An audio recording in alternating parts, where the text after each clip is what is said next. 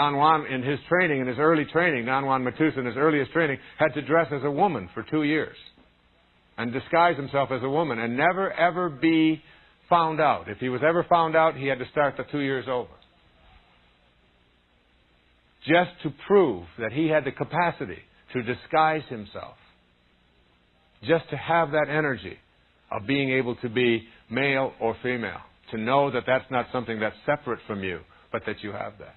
This ability to have someone come at you that you don't want to see you and to make yourself invisible to them through the use of your energy body. These are all things that we think, oh, come on, we can't do that. Where are you coming off with that stuff? You're cookie thieves. Because you're stuck in believing there's only one dimension of reality, and it is the reality that your senses process and perceive. And you don't understand yet that there are other dimensions of reality, and you can at least peer into them. And if you want to do more than just peer into them, you can wander into them. Your life here is like being in one room in a house that has 1,000 rooms. And you show up in this one room called daily awareness. And you live in this room. The door opens at your conception and it closes at your death. And you live in this room and you try to figure out a way into the other 999 rooms that constitute potential human awareness. But you can't get in them. Because you're always pushing and pushing and pushing on the walls and looking for an exit out of this dimension that's out there. Somehow this pushing process doesn't work, and you just keep pushing against these walls. And then you have the insight, the awareness, and you step back, and finally you realize that the doorway out of the limitations of daily awareness opens inward. You step back, and you allow the door to open, and you walk right through. And as you walk through, you begin to see the ability to manifest, the ability to manage the coincidences of your life, the ability to place your attention on prosperity, on healing, on unconditional love, on kindness, on divine relationships. And you see that energy not just as something that is static and stagnant, but as something that is alive and flowing and moving and connecting everything to everything. It is said that when a butterfly just moves its wings off the coast of the United States, it flutters the breezes and the leaves on the islands of Japan. The connection is that subtle. There is nothing that separates you from that divine source except your belief that you are separate from it. And the affirmation for this is, I express the energy of unconditional love to all people and all things in my life. Connect to your divinity with unconditional love. The emphasis is on the un.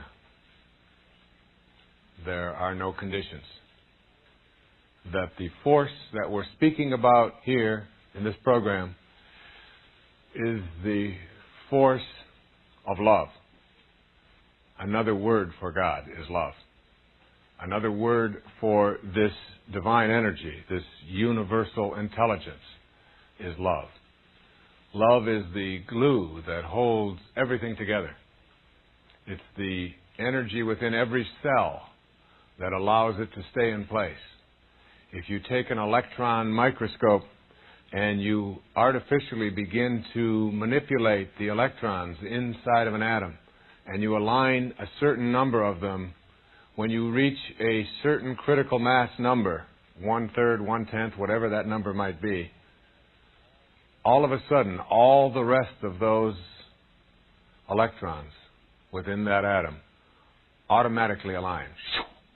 They just line up with each other. That force, when you reach a critical mass within an electron, within a subatomic particle, within a molecule, within an atom, within each and every one of us, is this force that Pierre Teilhard de Chardin of Chardin said is the glue that holds everything together in the universe.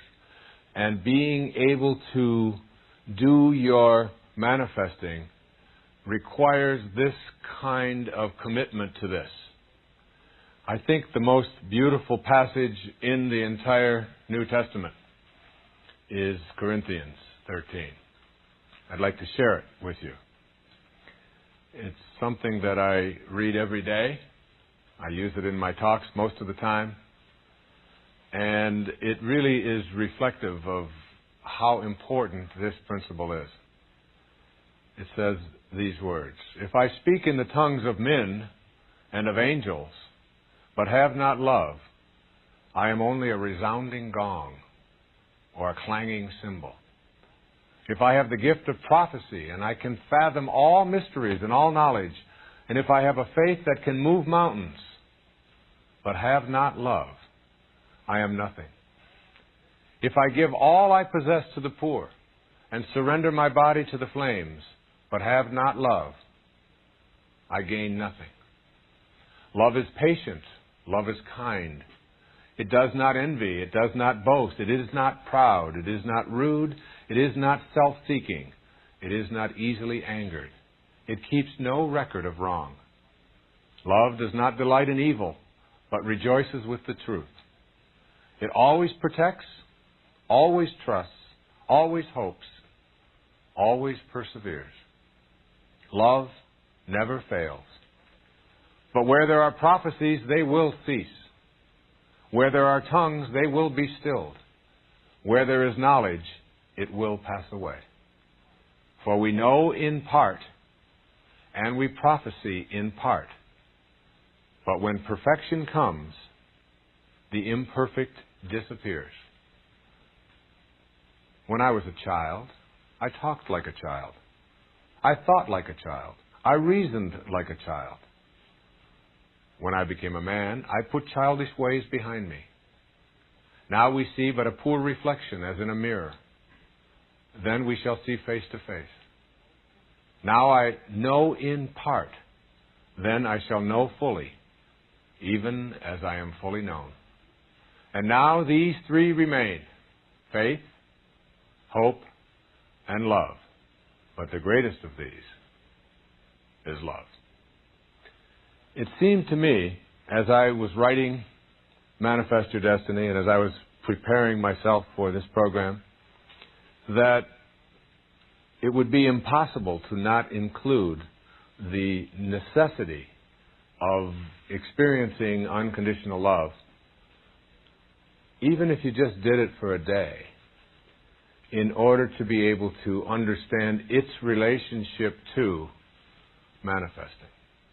You see, the force that is universal, the force that is divine, the force that we call universal intelligence, the God force that is in all things, is love.